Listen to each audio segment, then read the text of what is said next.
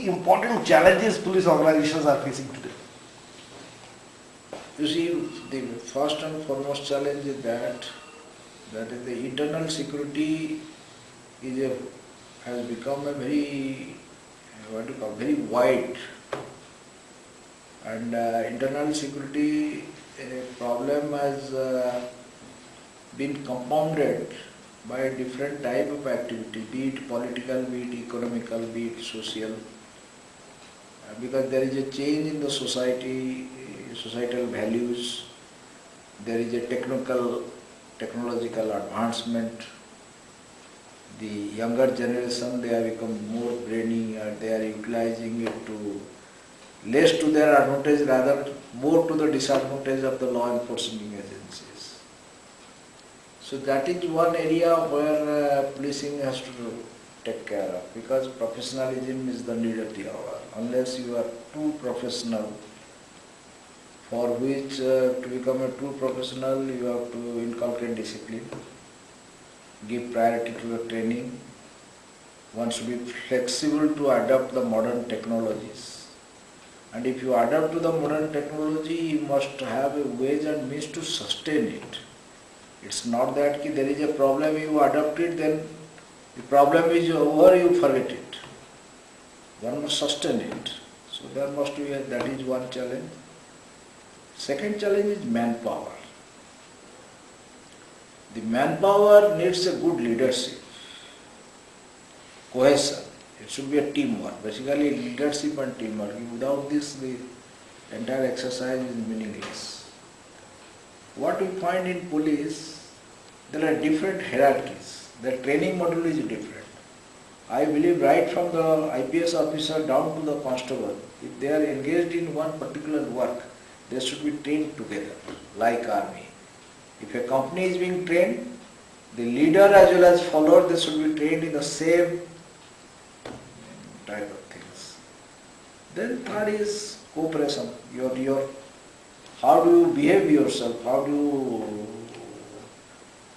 become accessible to the public? Because ultimately they are the people, they are the elements who give you information and they get your service. It is just like a raw material and a finished product. It is all public in this sense. You get information from the public, you get anything with their support, and you must give a product to them. That is your service, quality of the service. How do you rate the quality of service provided by police today? Not that much satisfactory, I must admit, but it requires a lot of improvement. But with the RTI and other things are in place, with transparency and the access, I think the quality of service is improving day by day. Do you think the political interference basically was a bottleneck in providing better policing in Jharkhand to people of Jharkhand? I do, but you can't tell interference is bad. In what way that interference has taken place, that depending on that you can arrive at a conclusion. Political interference will be there in a democracy like us. But political interference, when it is for information, then it is good. Political interference, if it is to apprise you. What kind of political interference did you actually experience in Jharkhand? Oh, I experienced, you see, Is it positive or negative? To me, if you ask my honest opinion, then I will tell you at the back end of my career when I hung in my uniform. I can tell you, this department, this policing should be left to the professionals. The chief of the police, that is, you may call it IGP or DGP. If you have selected him, there must be independence for him.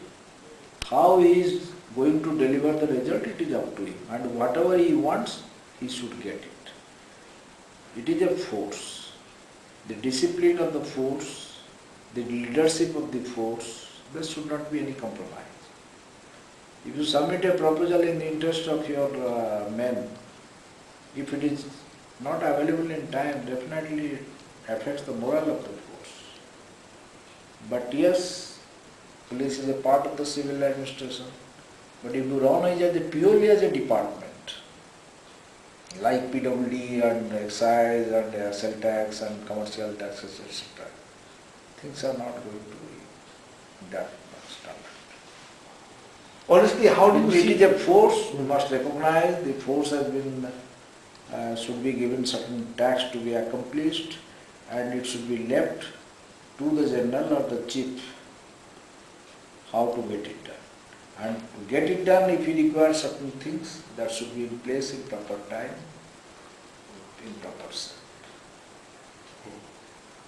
But that is very difficult in the sense, since it is a part of the, so bureaucratic things or bureaucratic indifference at times, lack of political will and lack of willingness on the part of police to sell itself, the failure of the police leadership, the infighting in the organizations, factors which affects. And that is not with Jharkhand, that is everywhere. Because as you see that our society is decaying, our society values are getting polluted. So that is also affecting this. There was an interruption. You said that as far as government is concerned, to take information from police, it's okay. Then you said uprising. Not government aid, political interference. Political interference are different types. When through interference somebody, some MLA and MP gives you certain information. No, this is not correct, this is correct. Your officers or your department has not done it properly, this should be done this way because this is the requirement. That is not interference.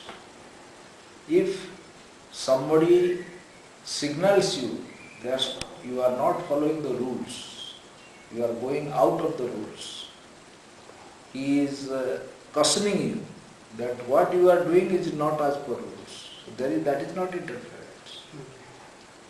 If somebody, as a public representative, is bringing certain facts before you, which you are not aware of, as a people citizen. No, I didn't mean that. No. I meant political influence means इसको transfer कर दो, उसको posting कर दो. Exactly, that is what I am coming.